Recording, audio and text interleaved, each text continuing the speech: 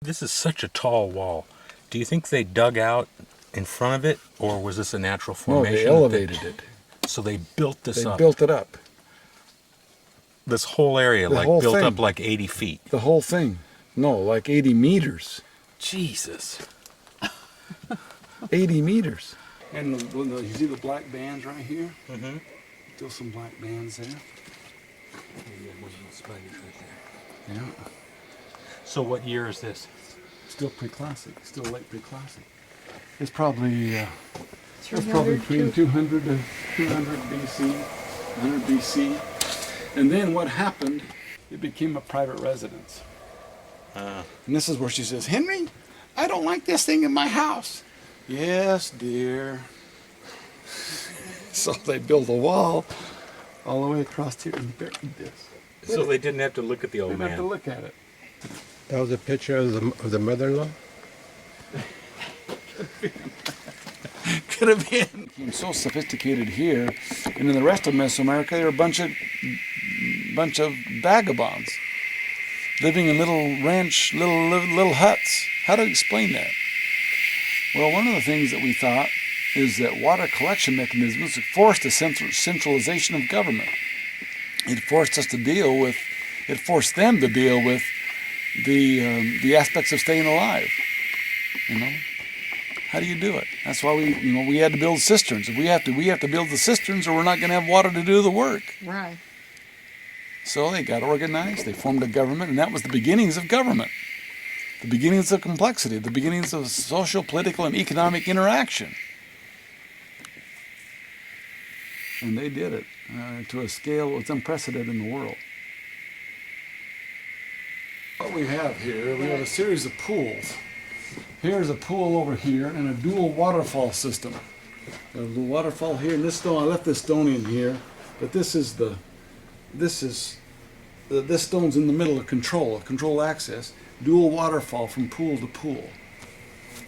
Okay? And then this is the art that lines the pool, and that's the original. This is all original. Can you talk about wretched excess?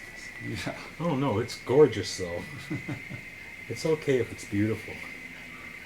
You know, just a floor that I can't see into, I'm not real patient with, but this stuff is beautiful. All right, this is what you're looking at. Here's the face, his head, his face. There's his headdress. Here's the eye and the nose and the nostril. Uh-huh. This beautiful, big eyebrow up here. He's got an ear spool. He's got some kind of a part of his helmet or a beard. This looks like part of the helmet comes down below his chin. He's got his arm here and his fingers here. His body. Uh-huh. Got one leg down here. His little foot down here. The other, here's his buttocks. His other leg comes up here and his foot up here. Uh-huh. Okay. Now he's wearing a belt of some kind here too. It's one of these not bundled belts. And then on his rump, he's got an upward-looking figure. So you look at it sideways, that way. Uh-huh. There's the eye and the nose. And you got something in the mouth. Here's his chin. Here's the headdress. And a ball, which is number 1, hoon. That's how you say that in all my languages is hoon. It's been decapitated, and here's the blood scroll that comes off from the decapitated head. Now, we suspect that this is Hunahpu carrying the head of his decapitated father, Hunahpu. Hunahpu. If that's the case, then the other one should be his brother, Ishbalamke. Balam is jaguar. Ishbalamke is jaguar, the night jaguar. Well, here we have a face here, a very curious face, closed eye and kind of a strange mouth. He's got a headdress, but it's jaguar. Pure jaguar headdress here. He's got his hands out kind of like a supplication. He's got one leg like the other guy over there and another leg brought up. He's swimming too, but he's got a tail. He's got a tail. He doesn't have a head like that one. He's got a tail. Ishbalamke. There he is. And they're framed by cosmic monsters. Here's the eye, and the nose, and the nostril, and the maxillary teeth of this downward-looking deity. The same thing right here.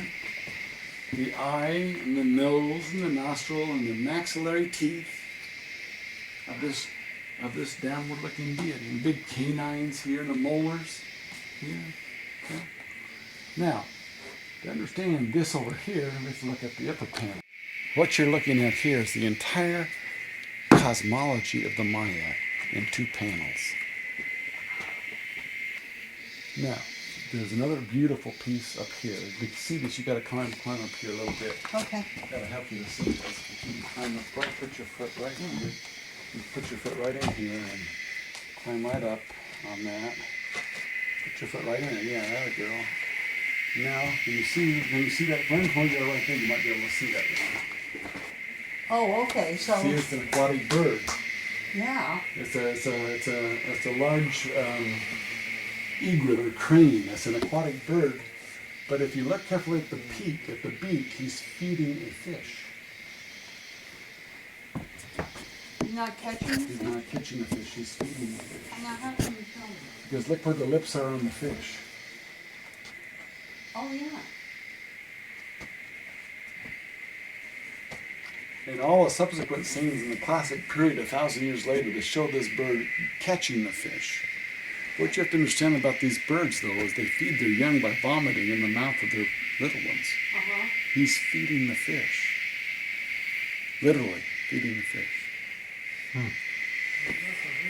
So we believe that this and this guy are the same. It's the different forms of the same representation. Just The like the chalk creator. repeats it. There's the fox again.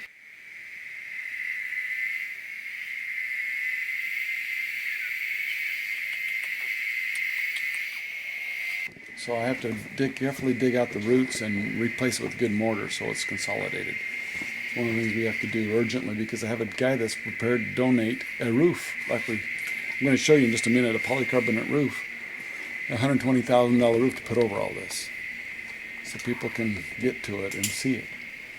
But it's I have to consolidate it before I do that. Now, one of the things I did do when I did this is I left some of the original pottery in its original location. This is the pre-classic pots, a bowl in its original location. It's found right there. We just left it there. Wow. Also, this curious stone here, I don't know what this was. It's a piece of chert that's been worked. Brown flint.